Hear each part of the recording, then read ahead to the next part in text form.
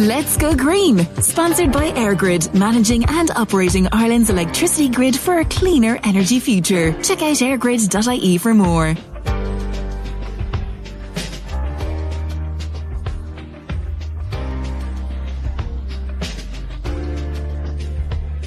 And you are very welcome to this week's episode of Let's Go Green here on Midlands 103.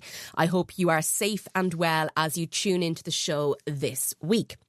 A little bit later on, we're talking to the woman behind a relatively new company that's planting native Irish trees across the Midlands. And they've recently won another award, so we'll be checking in with Tracy McCabe a little bit later in the show. But first things first, it has been a very, very hot summer. And there's been a significant lack of rain. And you know this, you've not been living under a rock in recent weeks. And I, for one, I have to admit in the last week, I've really struggled with the heat and humidity, and the hay fever has gone absolutely nuts. But I'm not the only person struggling. Farmers are having a particularly tough summer of it.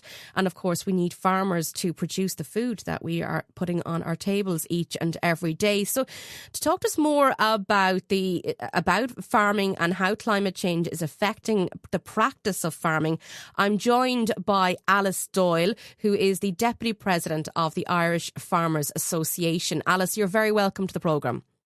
Thank you very much, Aisling. Great to be on with you. Now, Alice, it's been a very tough summer. Like, in some ways, it's wonderful to see the sunshine after such a wet winter, in particular, what felt like a very wet winter and spring.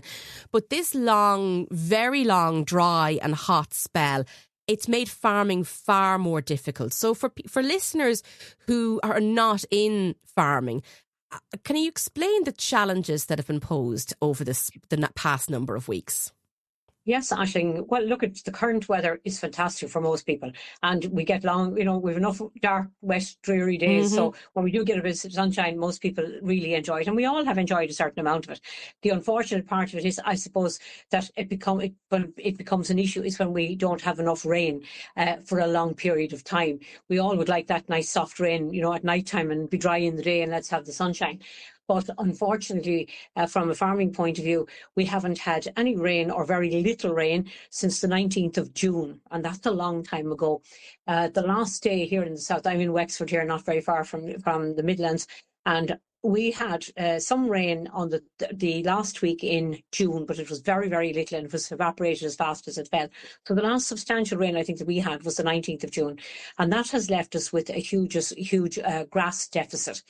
And for those who are not in farming, maybe mightn't realise that this is the period of time all through the summer when our animals eat grass. And most of the feeding that animals get is grass, which is the best, most nutritious. It's also the most cost-effective way of feeding animals throughout the whole summer.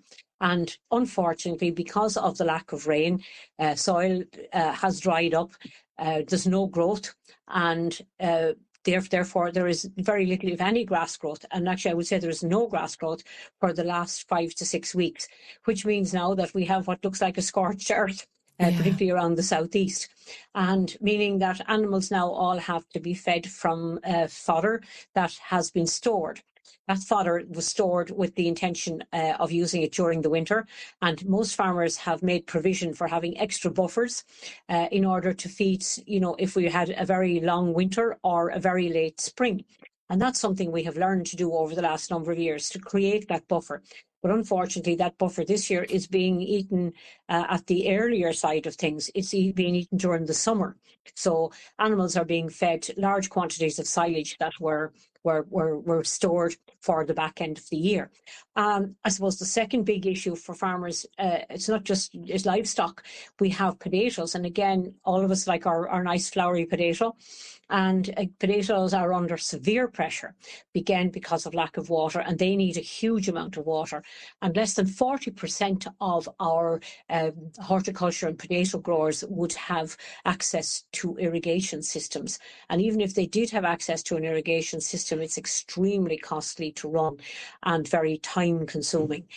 So again, that's going to be a huge issue for just the ordinary person going down over the next couple of months, that there will be less potatoes on the market, and that, of course, as you know, gives rise to an increased cost, and not just potatoes but vegetables in general. And then I suppose the other sector is the grain sector, the tillage sector. And again, as here in the Midlands and in the south and southeast, the tillage sector is a very important sector. Again, that sector is under pressure for years, but this has become under increased pressure this year again because yields are down.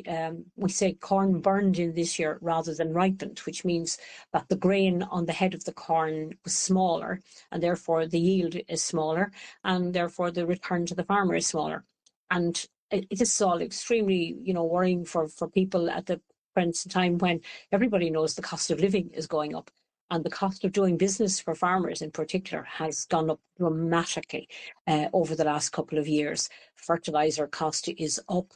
Food, the concentrates that they're feeding now to animals instead of the grass, which would be, it's not free, but it's cheaper.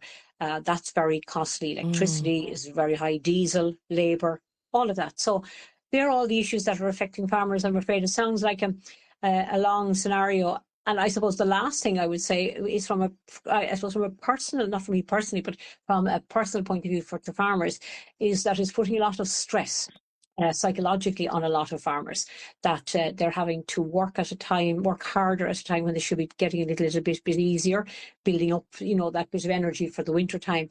And so it's putting kind of a financial stress, but it's putting a physical stress on them as well.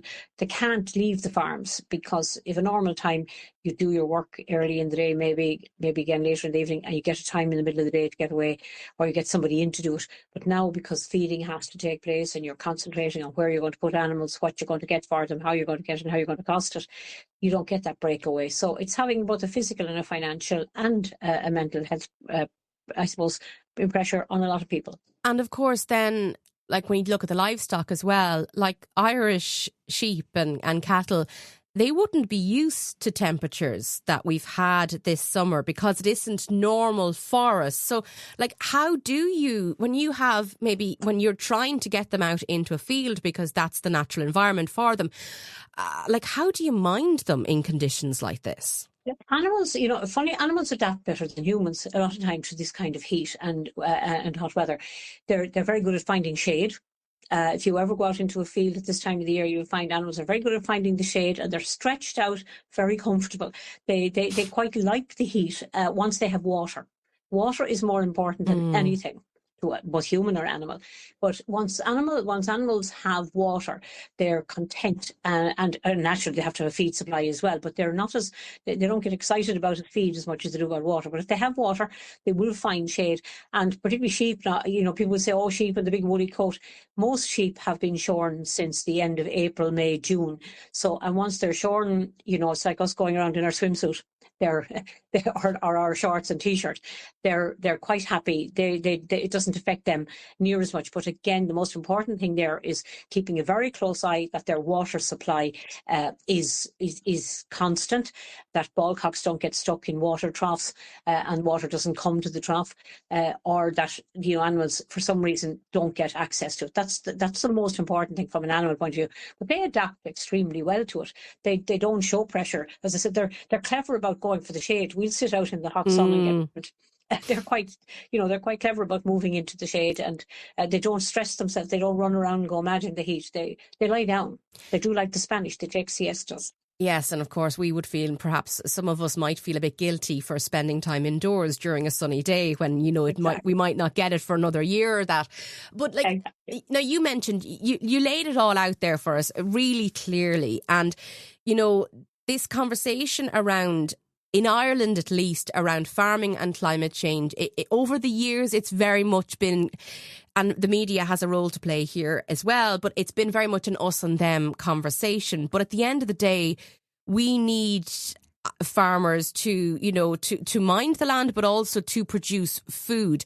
And like you say, it's quite likely that amidst a cost of living crisis, we are going to see the cost of food increase because there may be shortages. Or am I exaggerating? No, you're not exaggerating at all. And those shortages are already happening. We can see here, for example, like I remember I mentioned to you earlier about horticulture and potatoes coming under pressure here in Ireland. When that happens here, we normally import our vegetables, potatoes from Europe, from mainland Europe. And mainland Europe has come under intense pressure, as you know, from weather issues this year and in previous years as well, which means now there's a shortage of those vegetables across the mainland of Europe. And therefore, we won't have the same access. And that's going to create a shortage. And it's also going to create an increase in price for the consumer when it comes to that. Now, coming back to a couple of issues that you mentioned there, and you're absolutely correct. We are, as farmers, we are the custodians of the land. And anyone who takes that seriously, and I would say that is the majority of farmers by a long shot, take their custodianship of the land very seriously. One, because they have to make a living out of it, so they have to do the best with it. They're not going to neglect it or do anything to damage it where they can possibly help it. That's very important. Secondly, we are needed. Food security is going to become a very big issue, and is becoming an issue. And the new Common Agricultural Policy is not taking that into consideration in supporting farmers around that. But we have to be very careful that we do continue to produce our food, or we will find that we will be in food shortage and food security will become a big issue. But I think what we can say very clearly is that in over the last number of years, farmers have realised they're smart enough to realise that it's not mitigation now; it's all about adaptation. And whereas we have done, a huge amount of work has been done on farms to work around mitigating climate change, and they've done a lot of work in that area. They are now also, as well as mitigating, they are also now making changes in order to adapt to climate change. And when you look at it, I suppose, a number of areas where we're doing that, we're making sure that soil is treated to the best, that we get the best out of our soil. And the only way you get the best out of your soil is by treating your soil very well. So farmers are looking at that. What is the best way to treat their soil and to use their soil? They're looking at, for example, how to store nutrients. So that nutrients, the best benefit is got out of our natural nutrients, whether that's slurry or natural fertilizer. We would say, we used to call it dung. Now it's a different name. But anyway, that's used to the best of our ability. That it's only spread at times when we will get the best value out of it. They're using technology an awful lot more. And again, using things like weather forecasts, taking note of that, what's coming down the line. So the best use is made of everything on the farm. But we're working very much towards adapting to the changes, because we know these changes there. And farmers in particular will be the first to be hit by climate change, strangely enough. We always think humans are. Every sector is hit, but farmers will be hit first, because they're the ones who are dealing with the land, and the land is the first thing that will be hit by climate change or weather patterns. And we're seeing that over the last number of years. And farmers are making a huge effort, for example, to make sure they have much more fodder in store. They're stocking it up. As I said earlier on, they've stocked it up this year for the back end of the year, not realising that, or not hoping, or also not realising, but hoping that we wouldn't get an extreme summer. But this summer will teach us a lesson that we even may have to have more fodder in stock, because we could be hit by this weather pattern earlier on in the year. So adaptation is a huge thing, and keeping in mind that, as I said, the land must be minded, and that we don't do any damage to the land or the environment in which we work, because that's how we have to live. We have to live with the environment. We're probably one of the few sectors that is closest to the environment and experience environmental change quicker than anybody else. So it's in our best interest to do that. And I think it would be fair to say that most farmers are doing that over the last number of years and getting much more conscious. And education in the whole agricultural sector is educating young farmers very much in that area now, that they must be very aware of climate change. They must be very aware of, our impact from a farming point of view on what we do, as how it may affect the environment. And a lot of the environment schemes that were brought in the last number of years under the Common Agricultural Policy in Pillar 2, farmers that took them on board. They actually, bought into them. And in many cases, they were oversubscribed, even, like where there was so much interest in it, the department actually couldn't cope with them in some circumstances with the interest in them. Alice, I'm going to ask you to pause there for a moment. We're going to take a short break, and we will be back in a moment's time with Alice Doyle, the Deputy President of the Irish Farmers Association. Let's go green, sponsored by EirGrid, managing and operating Ireland's electricity grid for a cleaner energy future. Check out airgrid.ie for more. You're listening to Let's Go Green here on Midlands 103, and I'm joined by Alice Doyle, the Deputy President of the IFA. Alice has been talking to us about the difficulties farmers have been facing this summer in particular. And before the break, Alice, you were talking about, as opposed to mitigation, adaptation when it comes to farming, now that we've really and truly experienced climate change firsthand here in Ireland. Like, as we speak, there are fires across Europe, and this is something that perhaps in other parts of the world they have become more familiar with, and maybe this summer in particular is a bit of a shock to the system here in Ireland. But unfortunately, we know this will continue happening. And you mentioned adaptation and the looking forward and planning ahead. Like you said there, animals are now eating feed that should have been given to them maybe in December, January times.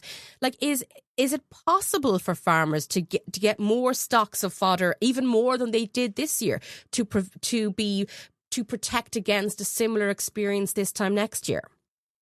Yes, I think it is. It's very much down to management and advice, that farmers receive from the likes of Teagasc and from their advisors in general. And I think the best advice is now coming out. And again, it's looking at how do you manage that?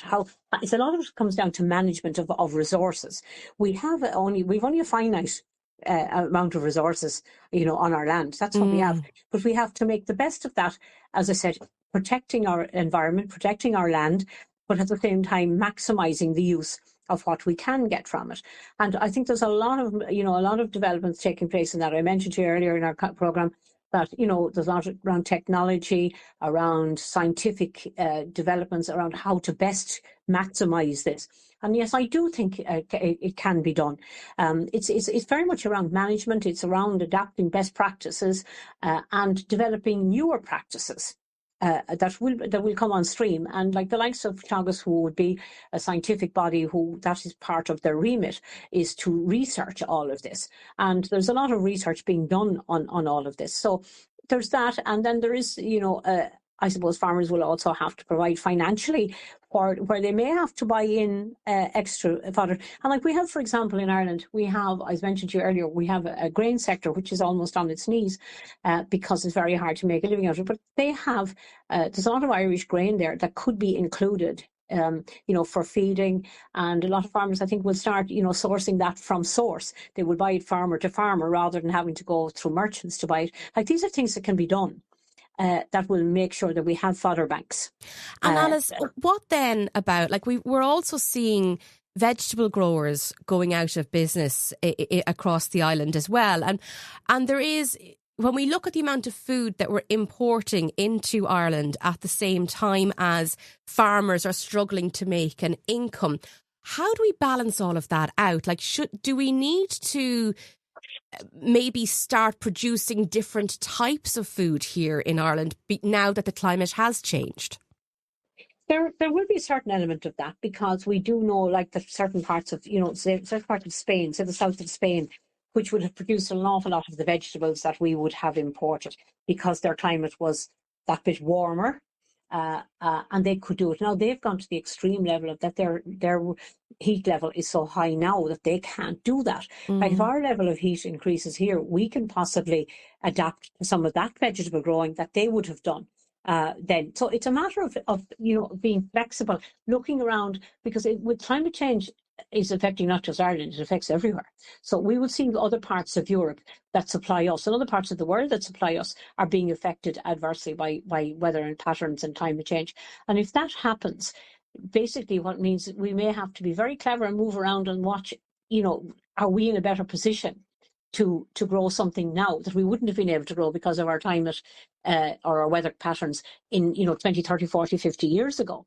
That certain vegetables and certain elements of horticulture may very well become better here, because they may more be adapted to a warmer season. If we have warmer seasons here, that may be possible that we can do, some horticulture that requires that level of temperature that we wouldn't have been able to provide in the past. So I think that's going to be a pattern across the world, that we're going to have to look at how food is being produced and where it's being produced, because patterns are changing all over the world, and what was good for us may be good for someone else later on, or vice versa.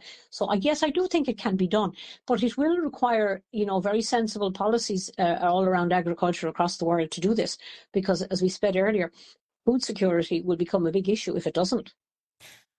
There will be people listening to this who have been perhaps working in the environmental world for many years, and when they hear from farming, the sector of farming, feel very cynical, because they feel this narrative of farmers have been damaging our land consistently over the years, and now look at where we are. And I know that from a farming perspective, that's only going to serve to get people's backs up, and then you've got no progress at all if there's no conversation going. So, is there an acceptance now that farming practices absolutely have to change, and we have to just recognise that we are where we are and we need to do something about it? Well, there's a couple of things there. First, people who say that farmers are damaging the land, many of them never have stepped on a farm. They really have no idea what goes on. And I'm talking from an Irish farming point of view. Mm-hmm. I can't, I'm not going to speak for farming practices in other parts of the world where they may have been extreme. But certainly from an Irish point of view, farming is in the core of the blood of Irish people here. And I don't think it's fair to say that farmers have damaged the land here and therefore damaged the environment. I don't think that's fair to say. Look, we all are contributors to climate change, and to whether we drive a car, whether we have smoke coming out our chimney, even from what we buy in the shops, whether we go on holidays, we're all contributing by using airplanes. We're all contributing to climate change. So yes, farmers have contributed to climate change, and in Ireland they're sometimes blamed excessively for the simple reason that farming is probably the biggest industry in Ireland. So therefore, we are accused of being the biggest contributor to climate change. That's because we're the biggest industry. We don't have other industries to offset that. If you were in other countries, farming is probably giving off some emissions, but because there's so much heavy industry in the country, the industry is seen as the biggest contributor. But I think it's unfairly attributed to farmers as being the main contributor of being a serious contributor to emissions. Yes, as I said, in every sector there are contributors to emissions, but because farming is the biggest sector in Ireland, the emissions are contributing most to us, because we don't have that industrial sector to offset it on the other side, to say they're contributing to it to a high level as well. But again, I think there's a lot of moves now being made to show people, open farms up to people, to show them what's going on there, to show them the good work that's going on. Like the likes of AgriAware have open days on farms where they invite people to come in and see what goes on a farm. See how your food is produced. See what work has been done over the years to mitigate against climate change and to adapt to cope with climate change. So again, I would say to people who have questions around that, go to the open farm walks. There's one coming up in Westmeath at the end of this month. I can't give you the exact date, but there is one coming up. I'm sure if you Google it, you'll find it. And the likes of Bloom, AgriAware are there as well, and IFA themselves through their county executives have farm walks from time to time. Teagasc are constantly talking about it. So I would say to people who are worried about it, investigate it, go out and look and see before you make that allegation, because I can't comment on a factory that I've never been inside and say, or don't know really what's going on. Just I think I know, but I don't really know. So I think it's very important to be well informed as to what is actually happening. Well, Alice Doyle, thank you so much for being so generous with your time here on the programme, and thank you for joining us on Let's Go Green. It's certainly something that I'm sure we'll be continuing this conversation, but it is an important one to have. Thank you for joining us on Let's Go Green. You're welcome, Aisling. Thank you very much. We'll be back after the break. Let's Go Green, sponsored by EirGrid, managing and operating Ireland's electricity grid for a cleaner energy future. Check out airgrid.ie for more. You're listening to Let's Go Green here on Midlands 103, and we're joined now by Tracy McCabe of Grown Forest. Tracy, you are very welcome to the programme. Thank you very much, Aisling. First things first, what exactly is Grown Forest? So Grown Forest is a family-run business, and we plant native Irish trees in Irish soil all around the country, whether it's for B2B, corporates that want to offset emissions, whether it's for people that want to gift somebody a tree, or whether you just want to do something good for nature. And why did you establish the company? You know, what is it that you feel you can contribute? Well, I suppose the backstory, if you want to take it way back, was my husband Neil was growing up in Coolock in Dublin in the 1980s. And a lot of people were moving away at the time to find work because there wasn't anything available here in Ireland. So his grandfather, Sean, who he absolutely idolised, planted a tree for every neighbour or friend who travelled abroad to find work because he wanted them to always have their roots here in Ireland. So that, as a small boy, was something that really, really influenced Neil as he grew up. Then fast forward to adult life, he joined Dublin Fire Brigade and he created a framework called the Green Plan, which I know he's spoken to you about himself. We have indeed. We've had the pleasure of having Neil on the show. Yeah. So offsetting emissions for Dublin Fire Brigade was part of that framework. So it was kind of just a natural progression then from the Green Plan to Grown Forest, where he decided, let's just plant the trees ourselves. Let's offset the emissions ourselves, you know. The goal was 300,000 trees before 2030. Okay. I think we're up to over 260,000 at the moment, and we have a couple of years left to go. So far, so good. That's phenomenal. That really is phenomenal. And especially from a small family-run business. Yeah. And I know there was a natural progression along the way, and you know it all started off really with sentimentality, but obviously this has an environmental impact. So how does it all work? How do you go about finding the locations and all that side of things? Yeah, so Neil would be the man to he'd go and he'd source land, and it's usually land that has been over farmed or kind of bogland. And it's all about soil restoration more than anything else. So we find the land, we purchase it ourselves, so it's ours to keep. Our trees are never cut down. Once they're planted, they're there for generations. We prepare the land, we hand gather the seeds, we grow the saplings, and we plant the trees, and it restores the soil. And the whole thing is bringing back biodiversity, bringing back wildlife. It really is. I'm getting from you, it's been very much a passion project as much as it has been a business. Absolutely. Yeah, absolutely. So then, there are other people doing this kind of work, you know, in the world, and I know that, you know, even in my own world of work, the particular let's just say the money transaction service behind my website has an option where I can tick to donate to plant trees. Yeah. So how do you fit into all of that? Because sometimes on the outside, we can feel well, how do I know this is really happening? You know, we can be a little bit cynical. So talk me through your own process and the transparency around it. Yeah, so for us, every single tree that's planted in the ground is audited, verified and certified. So anybody who plants a tree receives, if it's a person rather than a business, they receive a certificate with a lovely, beautiful illustration on the front that represents the tree that they planted in their name. And on the back is the plot, the location of the tree and the tree number. So every single tree, and we are audited, every single tree is verified, and I mean, we can back it up. Okay, because in fairness, there's we're also used to seeing fake news online or people getting scammed or whatever it might be. So people can be a little bit more cynical nowadays, which is unfortunate. So it's great that you have that process involved, that you can be confident of where the money is going. Yeah, and we have planted for the Irish government, Fáilte Ireland, the Convention Centre. We've planted in bulk for some big names. And they were definitely trusted by them. So, and 260,000 trees. I'm just trying to imagine the man hours that goes into something like that. Yeah, well, we're a small business, so we're say up to 8 of us in the family ourselves, and then sometimes we do the planting by ourselves as a family, but when it's a large scale, like a day where 10,000 trees go into the ground, we do have a team of people that we call on for help, because that's definitely a lot of hard work.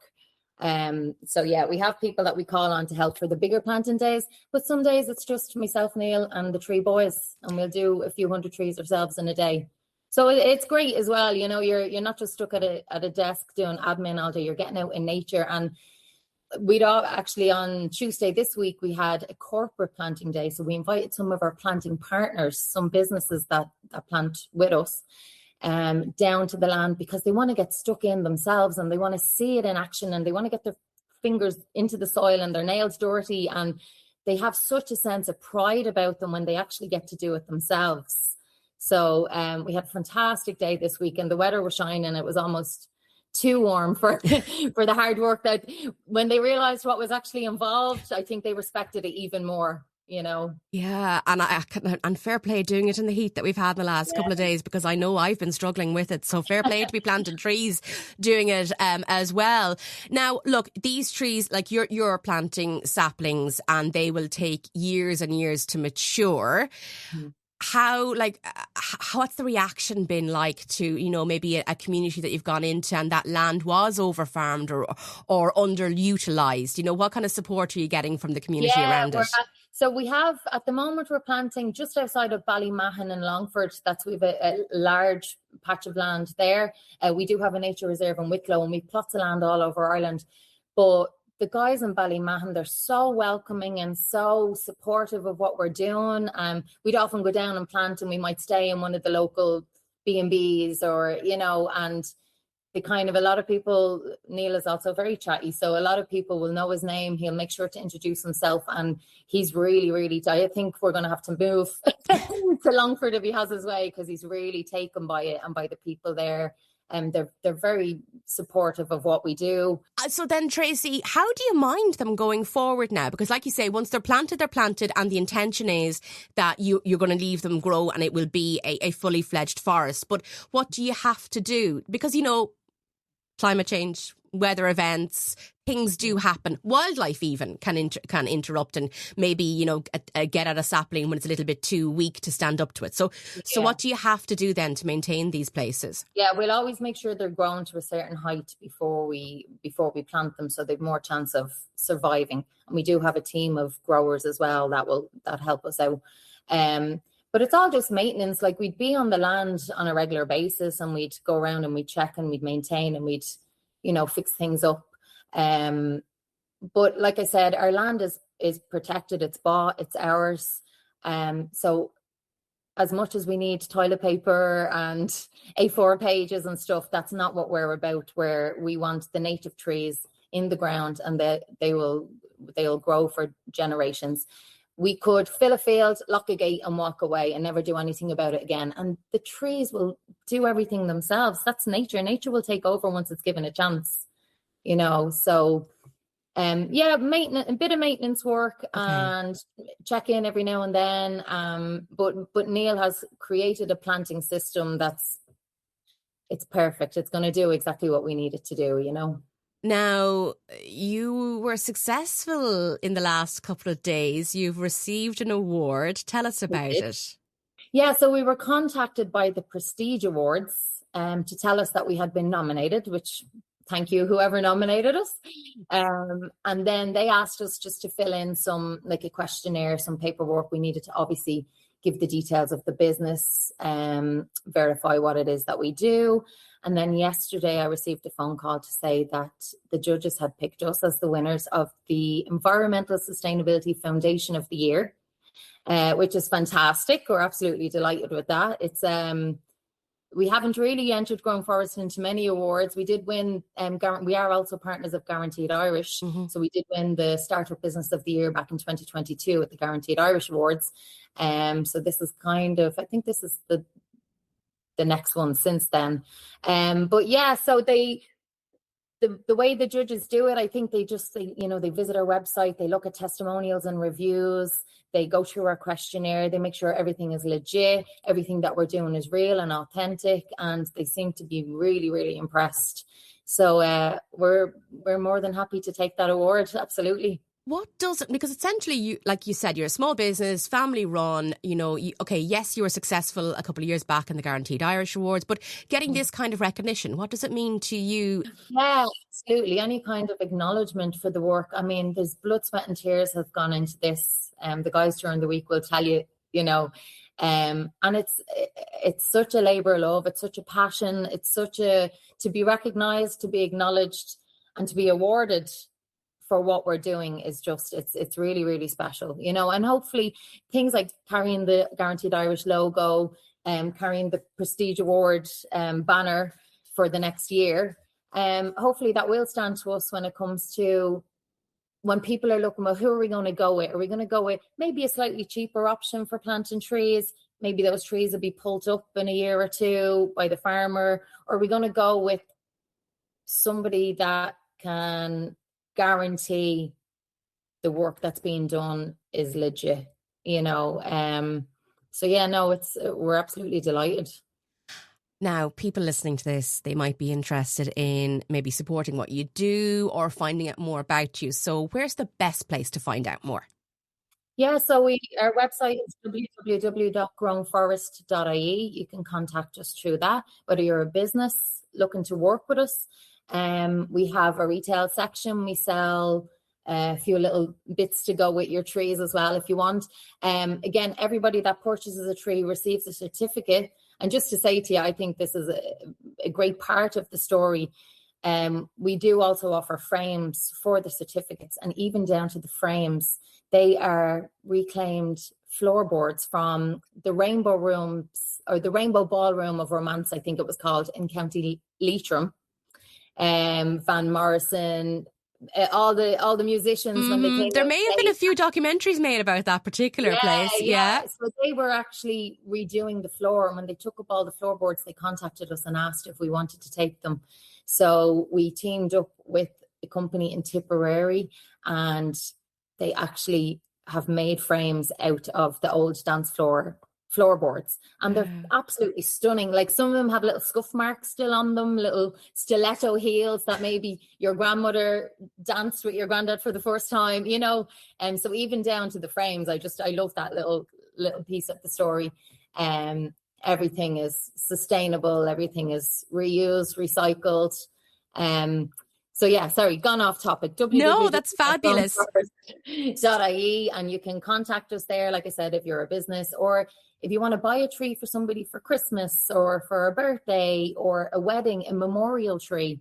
That's a very popular thing at the moment, is a memorial tree for somebody. And it's not depressing. It's not, it's, if I can quickly, I'll tell you a quick story. We invite a friend of ours to the planting day this week, and we had gifted her an oak tree in memory of her son who had passed away when he was a baby. And we actually gave her the opportunity to plant the oak tree herself. And it was a highly emotional thing, and such an honor to be part of. There was tears, there was hugs, but she knows that even though his life was cut short, that tree is going to stand in that field, and it's going to grow and grow and grow past her children, past her grandchildren, for generations. And she knows his memory and that's his legacy. Yeah. We call it Jack's tree, the king of the forest. When my own father was dying, I remember asking him, because we had the kind of conversations about, what did he want for his funeral, because I feel it's really important to respect somebody's wishes. And one of the things I had said to him at the time was that I'd seen this being done elsewhere. And would you like something like that? Oh, yes, Yeah. because he was very much into soil science, would have been his area. And so then when he did pass away in 2020, we did plant trees, native Irish trees, and in his honour, and many of his friends did. And even in Tullamore Golf Club now, at the 15th hole, there was an oak in memory of John O'Rourke. So I absolutely appreciate where you're coming from.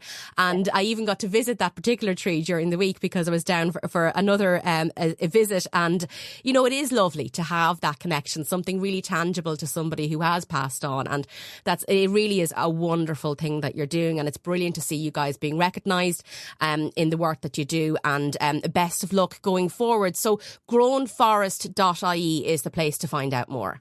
That's it. Absolutely. Well, Tracy McCabe of Grown Forest, thank you so much for joining us on Let's Go Green.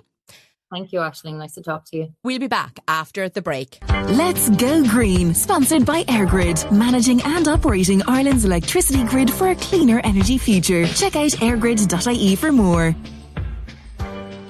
You're listening to Let's Go Green here on Midlands 103. Now, I know that we're in August, and I know in the world of media, we tend to refer to August as silly season because, you know, news tends to get a bit quieter. But I promise this one is real. It's a story I really wanted to bring to you this week. It is a new scientific study.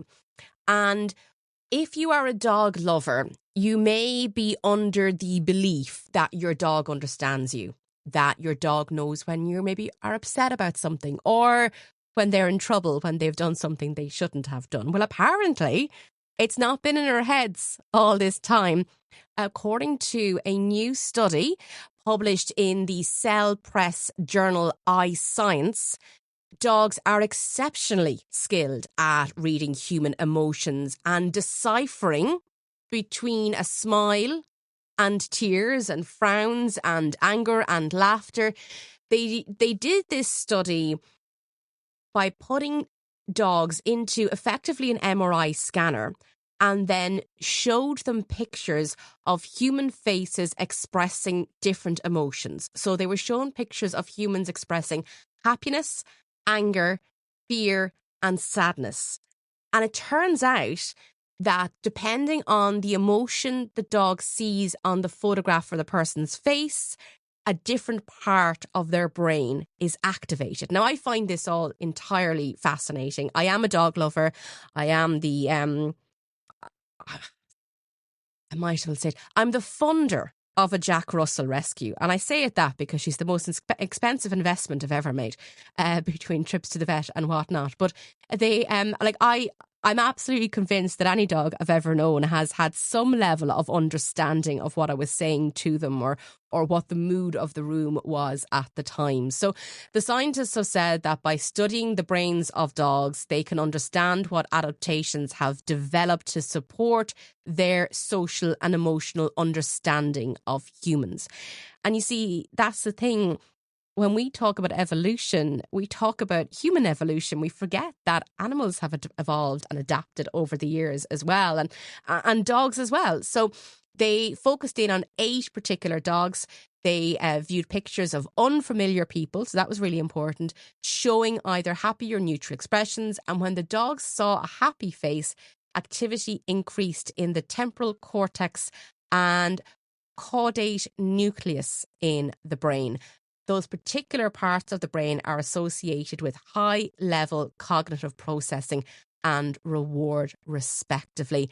And it's particularly interesting, according to the researchers, who say that it suggests that happy human faces may have emotional significance for dogs.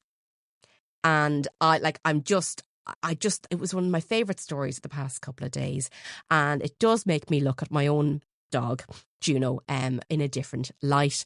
And I've been upset, and she has licked tears off my face. I will actually genuinely never forget the reaction that particular dog had when we waked my father at home, and how she wanted to say her goodbye. And I know that sounds daft. I'm very, very aware that sounds very crazy, but her response to those couple of days, like that in itself, I found really fascinating, and I would love to study it someday. But it is really interesting. And it does help us understand these animals that for many of us are a vital companion in our lives. And also for many people, maybe they might be medical detection dogs, they might be guide dogs, they might be there just for security for people who live alone. So I think I just thought it was a particularly nice story, and I wanted to end this week's show on it. So that is on, if you Google dogs recognising human happiness, there's stories everywhere all about it if you want to find out more about that particular study. And I do believe they focused in on collies. I'm partial to a Jack Russell, so, I would have liked to have seen them studied as well. But hey, we let the collies have this one for now. I hope you enjoyed our show this week. Please do remember that if you missed a part of this week's show or another episode of the show that you want to listen back to, you can do so on your favourite podcast app. Just search for Let's Go Green with Aisling O'Rourke. We're always looking for items for the show, and it is a community-driven show. So a lot of the items that we have here on the show are off the back of listener questions. So if you'd like to contribute to the show, please do get in contact with me. You can email me on hello@thecommunicationscoach.ie. That's hello@thecommunicationscoach.ie, or go to midlands103.com and get in contact with me through the station there. I am away for a work trip next week, so Zoe Ryan will be stepping in for me on next Monday night's show. But I hope you enjoyed the show this week. I hope you have a great week. I'll be back on the 31st of August. In the meantime, slán go fóill agus túrara. Let's Go Green, sponsored by EirGrid, managing and operating Ireland's electricity grid for a cleaner energy future. Check out airgrid.ie for more.